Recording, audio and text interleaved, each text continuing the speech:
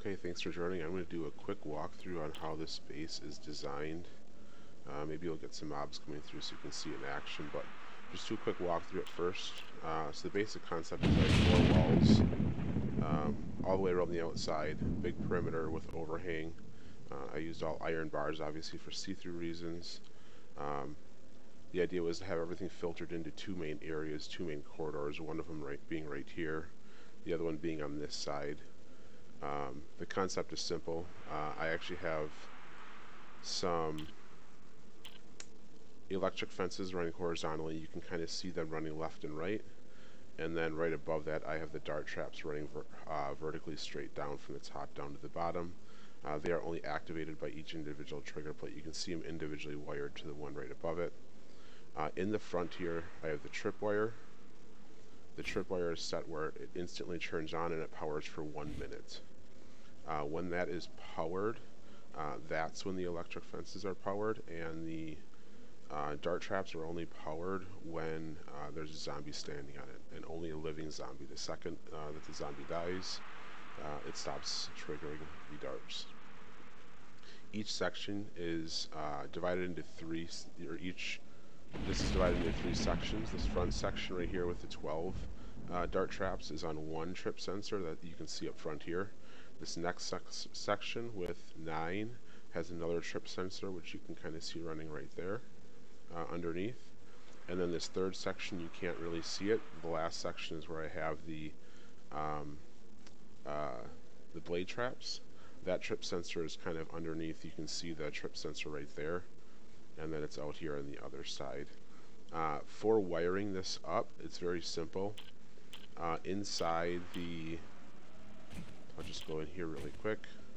In here I have my generators. So basically I go from a generator outside to a relay, to another relay.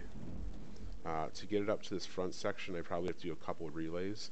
But I go basically directly from the generator to this trip sensor, create the bond right here, and then once I create the tripwire right here, I send it up to 3 or 4, actually 4 relays up there, and each relay powers the rest of it.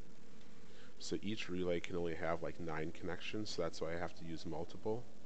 Basically you go from there to the relays, and then from the relays I power all the electric fences on this side directly down to here, and I run the power across the other way. So if you pull up the wire tool, you can see the direction, the blue lines running from right to left.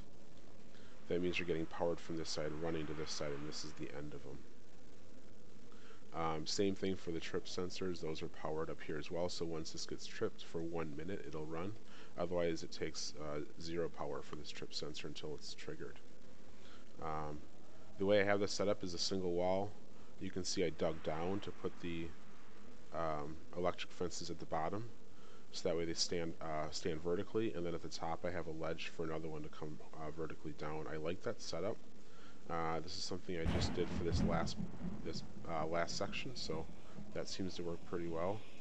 Oh, there's a let me take care of this for really quick. So I do like that setup where they are vertically like this, where I have the ledges. The other sections are kind of sloppy because I was still kind of learning, but otherwise that's the gist of it. You have the trip sensor triggers this section. There's another trip sensor for each section. There's another dart section. So overall, the zombies have to go through 7 layers of dart traps. Every layer they're getting electrocuted and stunned and stopped in place, and the dart traps just keep hitting them. My theory in the build was that the dart traps would hit them from the top down, hoping they're getting headshots, but either way, they're taking a lot of damage and dying pretty quickly.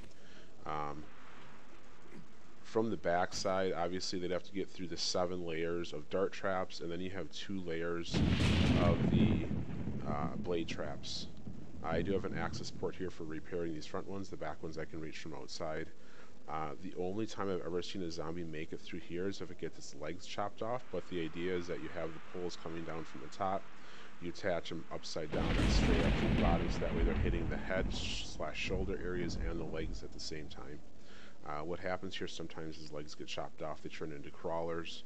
They crawl all the way underneath everything, which is why I put this last row of triggers back here. Idea being that they're crawling, they're probably not moving very fast, probably getting a lot more damage, and if they can somehow make it through that, I mean, gotta crawl over these, and then, you know, if there gets to be a lot of them, I can always go inside the base. The turrets I put up there very early on, I don't actually really use those. If I were to do it all over again, I wouldn't even use them. I wouldn't even build them, they're not worth it. But that's the basic concept. The other side over here is the exact same way. When I built this base, I built it with the road coming up to it. That was intentional when I picked this spot. But it's the same concept. Up here you have 3 sections. Here it's a little bit wider, so you have 8 over here and 8 over here. Those are on one trip sensor. This next section is these 2 rows. You got these 12 boxes right here, and this one are on another. And then the third section again is the blade traps back there, which you can see up here a little bit. I did put the barbed wire across, so that the zombies would have to get through that, get through another layer of dart traps, and again crawl through here.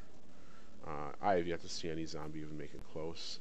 I did recently add the 4 extra up front, and that's really taking care of anything. There was a couple times a crawler made it through before I put up these iron spikes, and they made it up to this spike level, but I've never seen that. That's as far as they've ever come. Alright, that's it. Pretty simple design. Like I said, generator to tripwire to everything else, and it keeps the gas usage pretty low. I do have a blood moon obviously coming up here. I did top off all the dart traps and all my fuel, so everything's full right now. So I'll get a good idea of how much this consumes in one night. I'll figure out the gallons and the total darts. But alright, thanks for listening.